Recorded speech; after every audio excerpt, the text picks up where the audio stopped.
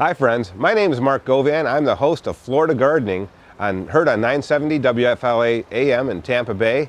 And today we're at the Willow Tree Nursery where we're going to tell you how to root daylilies from cuttings and from tissue culture.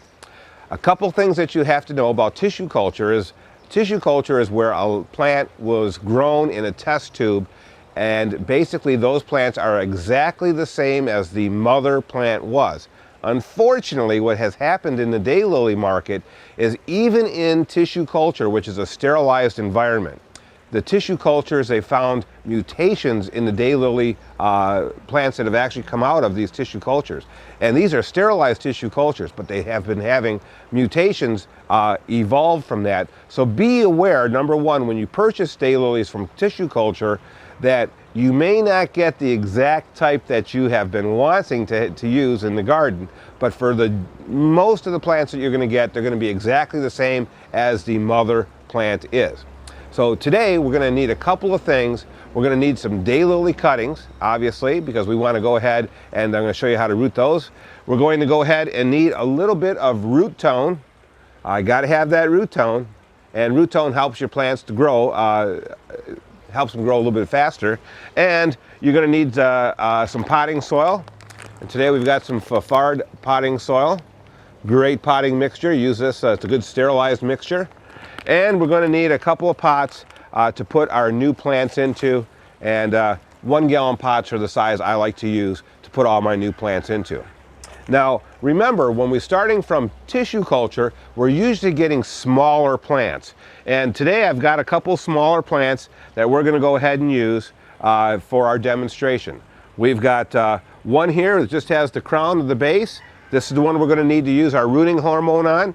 And of course this one here, which already has some roots on it, and we're going to go ahead and plant both of these out today. Now remember, one of the things that you want to do when you're planting new daylilies is you want to make sure that you plant usually in the late summer is when I really like to plant it, or first thing in the spring when the daylilies are actively growing. Now, why do you want to plant at that time of year? Well, when the daylilies are actively growing, what you get is you get a much hardier plant quicker when you actually put them in the ground. So 2 times a year, later in the summer, early in the spring, your plants are actually going to come back a lot faster for you. Well, let's go ahead and get started. Now that we have our dirt poured out on the bench and we've got our pot ready to go, I'm going to start with the rooted cutting that we already have. And you see we have a broken branch. We're going to go ahead and pull that right off the plant because we're not going to need that. So what we're going to need is we're going to put a little bit of dirt in the bottom of the pot. So I like to put at least about halfway full. When we put this into the pot, we're going to want to make sure that we put the dirt covering the roots all the way up to about this level where my fingers are, right here. So I'm going to place this into the pot, and I kind of steady it with one hand, and then I'm going to go ahead and add my dirt around the plant.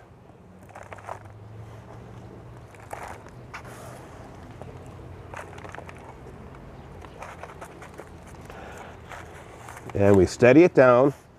Now, one thing I like to do when I'm planting any plant is I put the soil medium into the pot. I've put it up to the level that I've already told you. Now, to steady the plant in the pot, I just tamp around the base of the plant just a little bit. You don't want to go too hard because you don't want to suffocate the roots. But then I like to make sure I steady it in the pot, and I do that by pushing my fingers down the outside edge of the pot to remove any gaps that might be in the soil.